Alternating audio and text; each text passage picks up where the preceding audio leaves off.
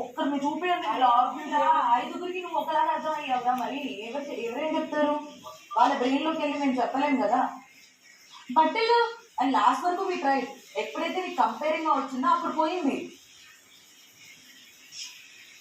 బట్టలు తీసారంట వీళ్ళు. బట్టలు మనదేనా పని తీయడం? అక్కడ చాలా మామూలుగా అడిగి తీసుకున్నారు. మీరు ఇట్లా ఉండకండి.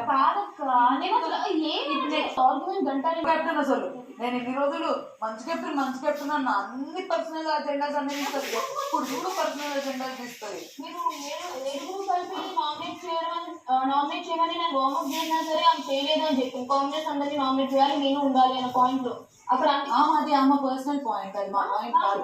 అండ్ మోర్ ఓవర్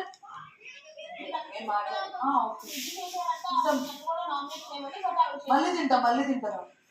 మీరు లంచ్ తినండి, మీ లంచ్ వచ్చింది లేదా ఇక్కడితో ఆగిపోలేదు కదా, ఇంకా చాలా ఉన్నాయి. అయ్యో మేమేం ఆగిపోలేదు అక్క. సరే ఆమె నామినేట్ చేయలేదంట, నాకు అది కూడా చెప్పి ఏంటంటే మొన్న మీరందరూ వార్మప్ చేశారంట ఆవిడ నన్ను నామినేట్ చేయాలని, అప్పుడు కూడా నాకైతే చేస్తావు అని అనుకున్నాము అనే పాయింట్ అయితే వచ్చింది. కానీ అక్కడ నువ్వు మేమందరం కలిసి నామినేట్ చేయలేదు, మమ్మల్ని ప్రతిసారి చూపిస్తామని గొడవ పడేది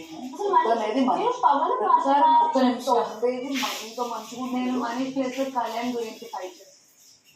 అండ్ మనీష్ ఒక్క నిమిషం, నేను మనీష్ అసలు ఎంత డబ్బు అంటే మనీష్ జస్ట్ డబ్బు. అమ్మ బాబు మనీష్ కోసం మేము లాస్ట్ వరకు మనీష్ వద్దు చేసింటాడు మనీష్ కోసం.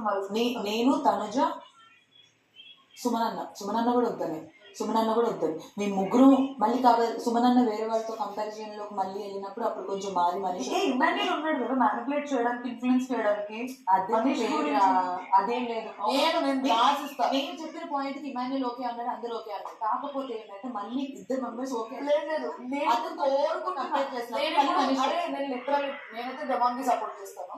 నేను కోరుకుంటున్నా మనీష్ క్యాప్టెన్ కావాలి, మీ అందరు కళ్ళు ఓపెన్ కావాలి. నిజంగానే అతను గేమ్ ప్లాన్ కళ్ళు అందరూ కళ్ళు ఓపెన్ అవ్వాలి. మనీష్ రియాలిటీ మీకు అప్పుడు తెలుస్తుంది. అయ్యా బాబు మేము